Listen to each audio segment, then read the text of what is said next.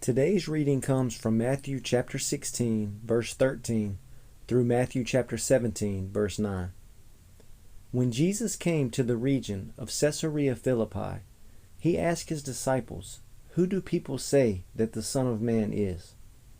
"Well," they replied, "some say John the Baptist, some say Elijah, and others say Jeremiah or one of the other prophets."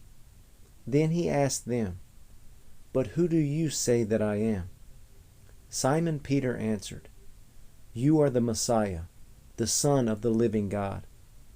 Jesus replied, "You are blessed, Simon, son of John, because my Father in heaven has revealed this to you. You did not learn this from any human being. Now I say to you that you are Peter, which means rock, and upon this rock I will build my church, and all the powers of hell will not conquer it. And I will give you the keys of the kingdom of heaven. Whatever you forbid on earth will be forbidden in heaven, and whatever you permit on earth will be permitted in heaven." Then he sternly warned the disciples not to tell anyone that he was the Messiah. From then on, Jesus began to tell his disciples plainly that it was necessary for him to go to Jerusalem, and that he would suffer many terrible things at the hands of the elders, the leading priests, and the teachers of religious law. He would be killed, but on the third day he would be raised from the dead. But Peter took him aside and began to reprimand him for saying such things.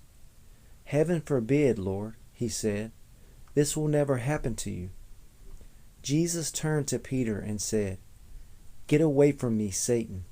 You are a dangerous trap to me. You are seeing things merely from a human point of view, not from God's."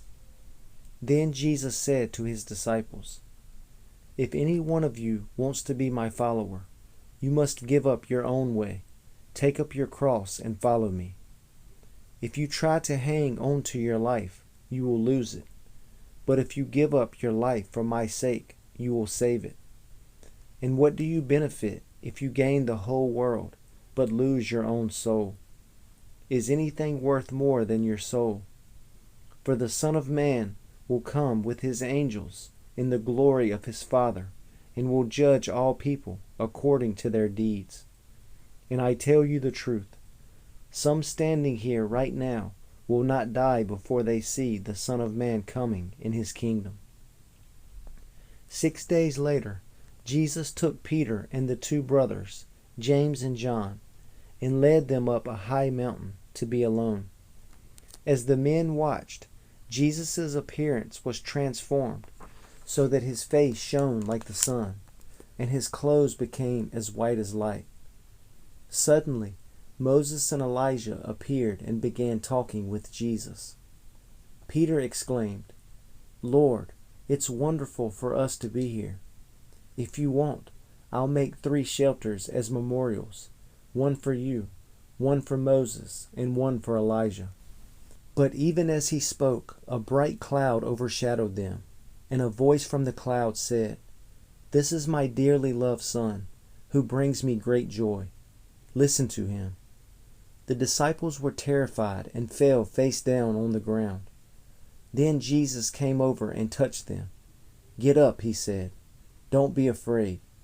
And when they looked up, Moses and Elijah were gone, and they saw only Jesus. As they went back down the mountain, Jesus commanded them, "Don't tell anyone what you have seen until the Son of Man has been raised from the dead."